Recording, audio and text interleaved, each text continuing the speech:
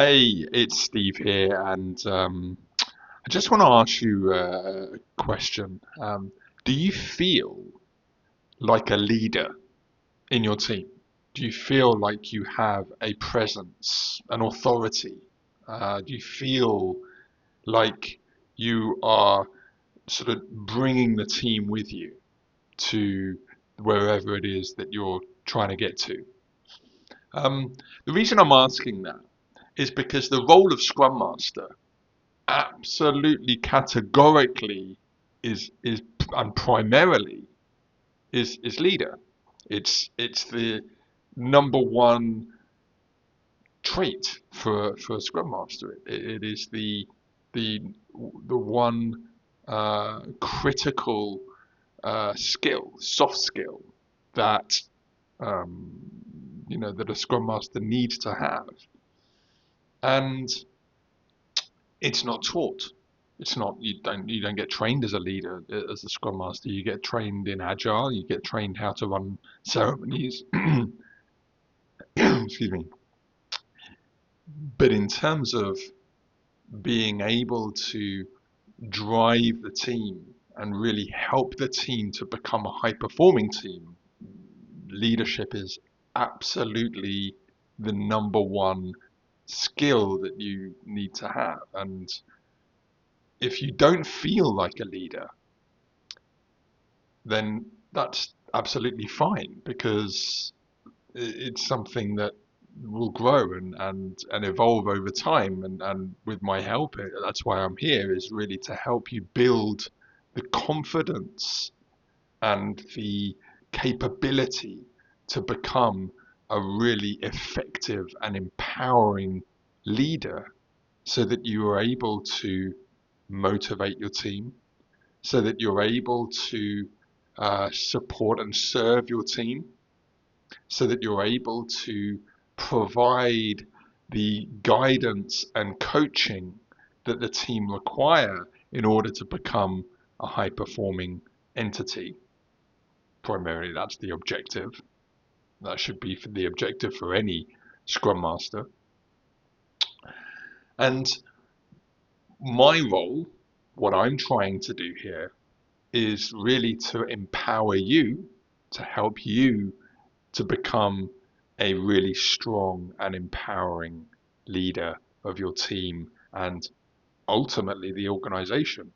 And fundamentally, your the possibility for you once you once you are once you take on the role of leader and move and step away from a functional scrum master, once you build into a leadership and take on this sort of leadership persona, you will thrive and go to, I mean, the opportunities for you are endless. You could, I mean, ultimately, well, whatever it is that you want to become, you can become just by simply switching on the and changing the mindset of I am here to really lead my team. And that for me, when I had that realization, was absolutely golden. It was like it was transformational for me in terms of my career because uh, I my my ambition, I never really wanted to be like a big senior leader. That was never really my aim. But when I realized that becoming a leader would just help my career in terms of becoming a senior agile coach, enterprise agile coach, which is what I am now, and working in that kind of transformation strategy area. Um, I never imagined that that's where I would get to. I never even dreamed that that would be a possibility for me. I always thought that you climb a ladder and the only sort of pathway really for a Scrum Master is to go from Scrum Master to to and or project manager and become, you sort of move up in the levels. I never once thought or really understood that um, that ladder is really management ladder. It's not leader ladder. And that I mean, that's like a your head explodes from that, because you think like what they teach you at school when they teach you in your early career is that there's the pathway to sort of move up in the company or the organization is that management ladder, but it doesn't. Nobody teaches you, and I mean, there's leadership coaching, there's leadership training, but when you get to sort of Scrum Master level, nobody teaches you about leadership and how to sort of navigate a pathway into becoming a leader of a transformation or of a big sort of departmental area in terms of supporting maybe as a coach or having a management role. I mean, those possibilities are there. That's what I'm trying to get at. And so the aim for me to help you, that's why I'm here, that's why I've created this show, is to really guide you on that path, or to give you the confidence and the empowerment to feel like anything's possible for you. Okay. And we use agile as a backdrop. We use the various different frameworks as sort of tools that you can build along the way and gain experience along the way. But fundamentally, the capability, the the opportunity for you to get where you really want to is up here, is the mindset. And as I said, is as soon as you realize that you can actually take your position as leader inside the team and start to build outwards, it's there's so much opportunity. And so it's a blessing for me to be able to help you along the way, and that's what I'm really trying to do. That's what this show is for. That's my whole mission, is really to build, I call it the next generation of agile coaches or change leaders. That's my mission, really. um, and so I'm really keen to help you with that, and that's my mission. um, And today I wanted to talk about leadership as a whole, but I want to give you a couple of different angles in terms of leader. There are different types of leader, of course, um, and be interesting to find out what type of leader are you. I have a mix myself. I'm more of a I'm a strategic leader nowadays. I used to be a servant leader. Okay. And I'll give you the difference with that. I'll tell you a couple of examples of how that is. So a servant leader is that you're there to serve, and fundamentally the Scrum Master role is, and this is what they kind of teach you, is all about being able to being able to understand what's getting in the way of the team and serving them by removing blockers and that kind of thing. And that's, as a servant leader, it's a good trait to have. It's a good skill to have. It's very difficult to learn that kind of skill. It's built out of experience. Um, but if you are a servant leader, then your capability of the team it can be misunderstood. Okay, so you will certainly be helping and supporting and being the kind of person who will help uh, provide the path for the team to thrive. Absolutely, that's great. That's really good leadership. There's servant leadership, but it is very much there's a ceiling to that, um, and it really does come back to um, where you want to go. What is it for you that is your path? How do you see your career evolving and developing?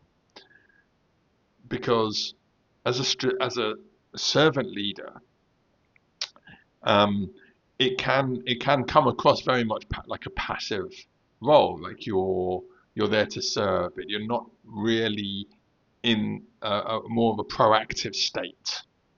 Okay, so you are very much sort of limited in terms of what you can actually really achieve. When you get into a more strategic type leadership, that's when the the doors open for you. Okay, and being a strategic leader means you're having conversations with the sort of leaders outside of the team, that like management layers, and helping them and building relationships and trying to help them solve their problems and identifying where the team sits in the wider structure of the organization and how everything all ties together, and you can start to sort of see how that all sort of how it all manifests, how it all basically flows. And being a strategic leader means that you're starting to tune in to business needs and business strategies and business and the way that the organization is structured and run. Because once you've understood that, then you can actually start to bring your expertise and guidance to start and build out um, capability for for others outside of the team, and that's a critical part, and it might take a while for you. You might be there very early on in your Scrum Master role, and you'll be the factor for you there is to just start slowly and work your way around, like ripples. So, working with one team and then looking at other teams and how things fit. And the more experience, the more confidence you get, you'll be working with more and more teams from leadership and start to sort of integrate and interact with lots of different areas of the organization. And that's the real key to it. And that's when you start sort of thinking more strategically. So when going back to my original question about being a leader and feeling like a leader, once you start considering yourself on the same kind of level, and not necessarily a hierarchical type level in terms of sort of in terms of job level. I mean in terms of knowledge and guidance, because let me just take a sidestep here when we talk about knowledge and guidance. Is that and it's something that really took me a while to realize, is that you are an expert in your field, and if you can go to a leader and help them with solve a problem by bringing your knowledge, by bringing your experience, you are on the same level in that regard. In fact, you have something that they don't have. You have knowledge and guidance and experience, and that's worth so much. Okay, um, because they will start to look to you and they will feel that you are the go-to person. If you can help them with one thing, they will start to bring you into more and more into the conversations and start to use you, as not use you in the not to use you in that sense, but in terms of being able to being a trustworthy source. So I have a problem, Jill can help me because she has the skills that that I'll be able to solve this thing. And it feels so good when you get to that stage, because you're no longer a person who is sort of has a ceiling. You have an endless, and almost sort of, the sky's the limit, as they say. But in terms of just being a supportive arm, somebody who can actually work with various different levels and leadership areas, um, and being that go-to person, it will fill you with so much confidence,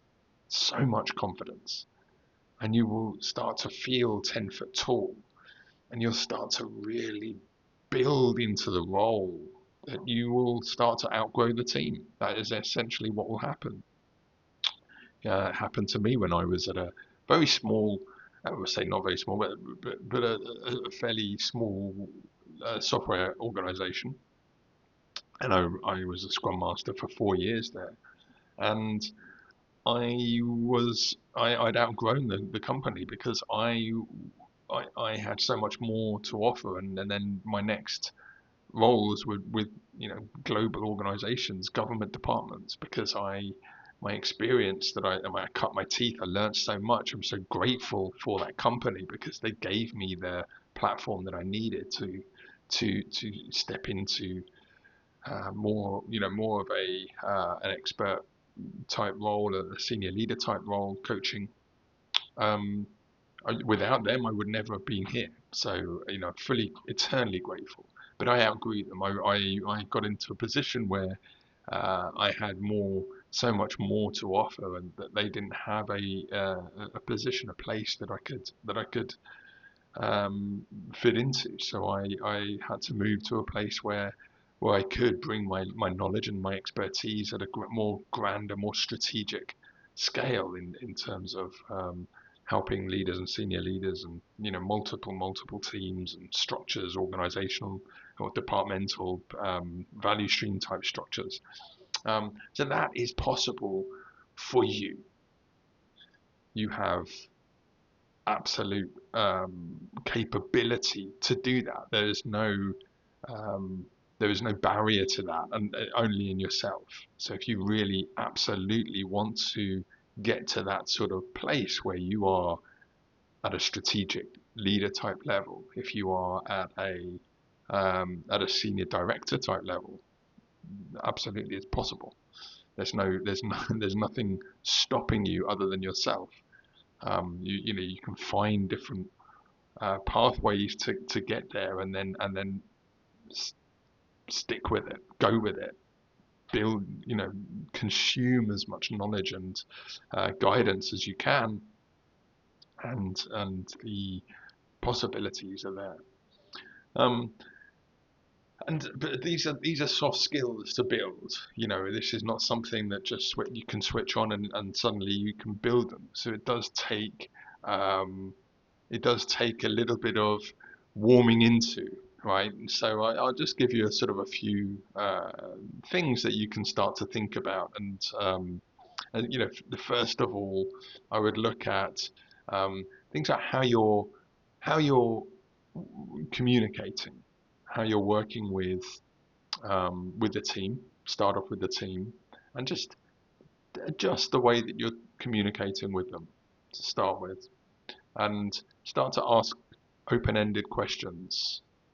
I call them the wow questions, like the what, the why, the who, the where, and the how kind of questions. And it just opens up the conversation, and just start to we call coaching like powerful coaching questions, but just start to think like a coach, like and it doesn't necessarily mean that you want to move into agile coaching, but it certainly helps in terms of thinking more like a person who has a bit more gravitas and authority.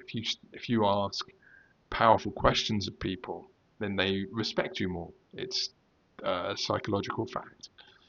Um, if you sort of just remain as a sort of quite a static type individual, communicates very sort of closed with closed type questions, it doesn't really, you don't really have depth in terms of conversations and communication.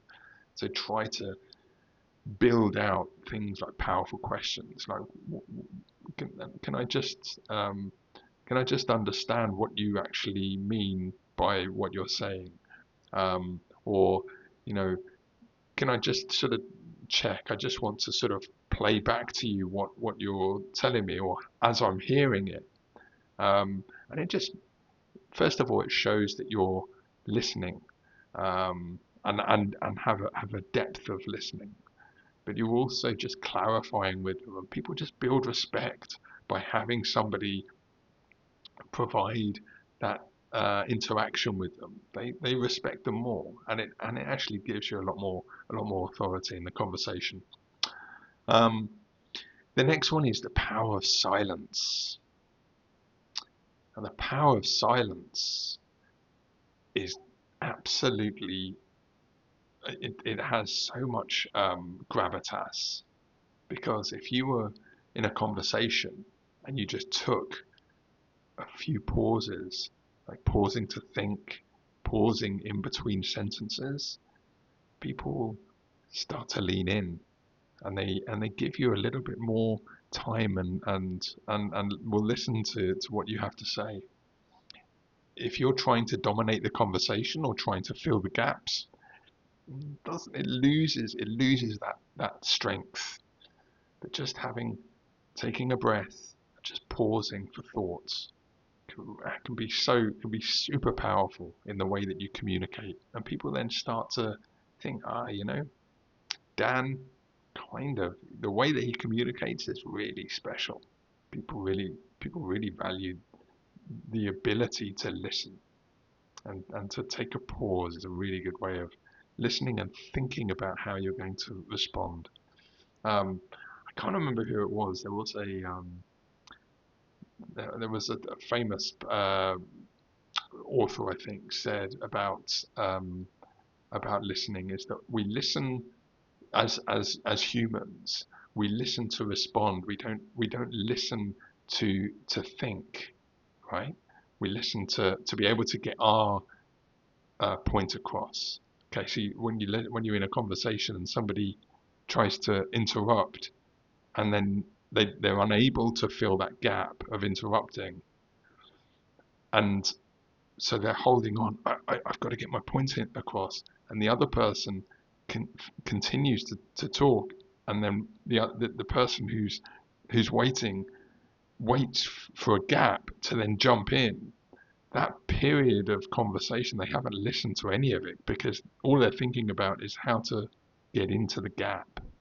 Okay, super powerful, being able to just pause and listen, and really listen intently, and then ask back, what is it that you're trying to what is it that you're trying to achieve here? What is the outcome for you? And then really listen to the answer. Take a pause. Super powerful. Um, and another tip that you can use is retrospectives. Retrospectives are super powerful. If um, if you're a Scrum Master, you've been a Scrum Master for a while, and you've been using a retrospective as a kind of a formality, okay, like it's just part and parcel of the Scrum framework, or the Agile framework, um, and you're not really getting much out of it, or the team, it doesn't seem to be as effective as you'd like it to be. I'm going to put a challenge to you and make the retrospective absolutely the one thing that you focus all of your attention on in terms of helping the team to thrive and become high performing. What I mean by that is, make sure that your retrospectives are set up and structured in a way just like you would develop a product. So you would have a design, build, test, and deliver, and get feedback in terms of process. Instead of that, think of it as a retrospective in terms of that flow. Okay, so not product development, but actually retrospective.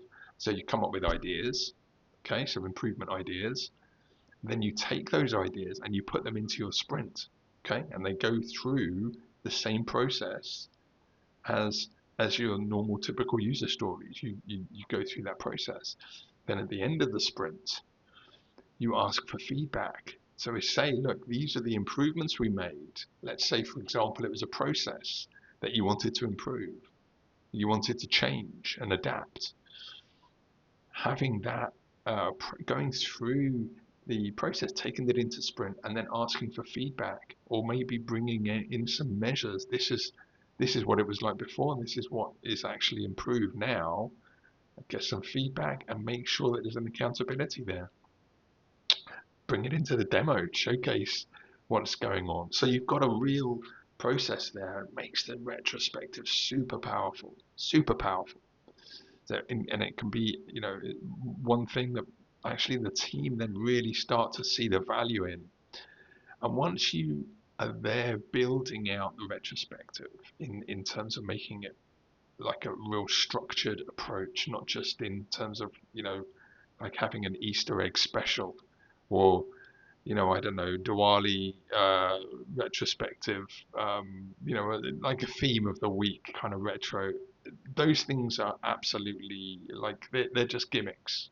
Okay, my whenever I've done retrospectives, well, maybe I'll do the odd ones to mix it up a little bit, but I just fundamentally just stick to that rigid process and make sure that there's real structure in it, and people will get so much value and power out of it.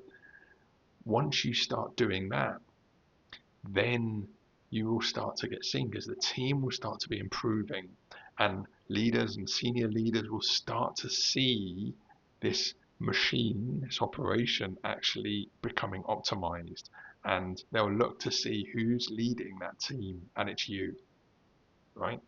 It's you. You're leading the team. You are the person who's driving it, and everybody in the team will think, this guy knows what he's doing. He's really switched on. We have got some really, or her, we've got some really good things happening here in this team because our retros are really, really well structured. Super powerful.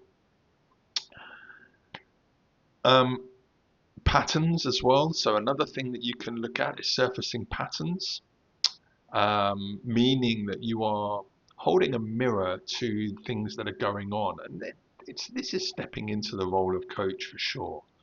That you are just helping the team to identify the things that they can't see because they're too deep into it.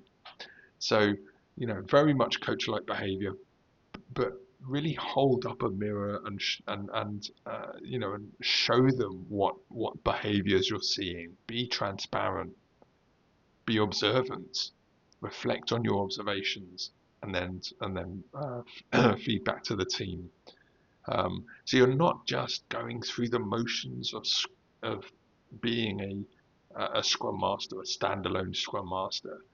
You're starting to move into a coach-like role by taking a step back, listening, observing, reflecting, and then feeding back to the team, and then but also asking them the questions. How do you feel about what I've told you here?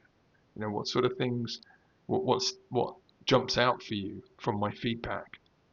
What is happening here?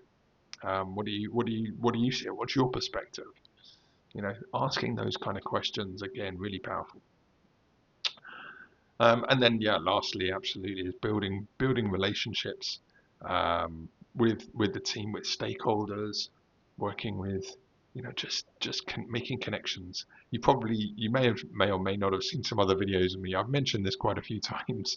Is building relationships is one of the core skills of Scrum Mastery, Agile coaching, and leadership, senior leadership. Building those connections, working with other leaders, other teams, and really start to become known and become the person, the go-to person, solve problems for them, it's amazing just how much you then start to start to move ahead by just being known, being seen, not being hidden. Because if you're just another Scrum Master, that's all you will ever be, because people just don't really see the value in you because they can't see it. And you need to help them to see it.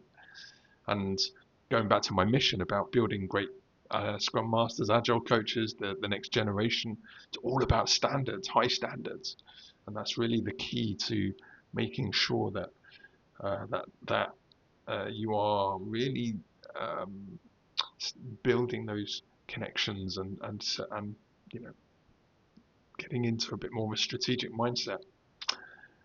So um, that was yeah, basically that was I wanted to really give you a bit of an insight into the sort of difference between servant leader and strategic leader, but also fundamentally give you a bit of reassurance or a bit of a realization of the power of the potential for you. And I want to sort of show you that I'm here for that, and I want to help you along on that pathway.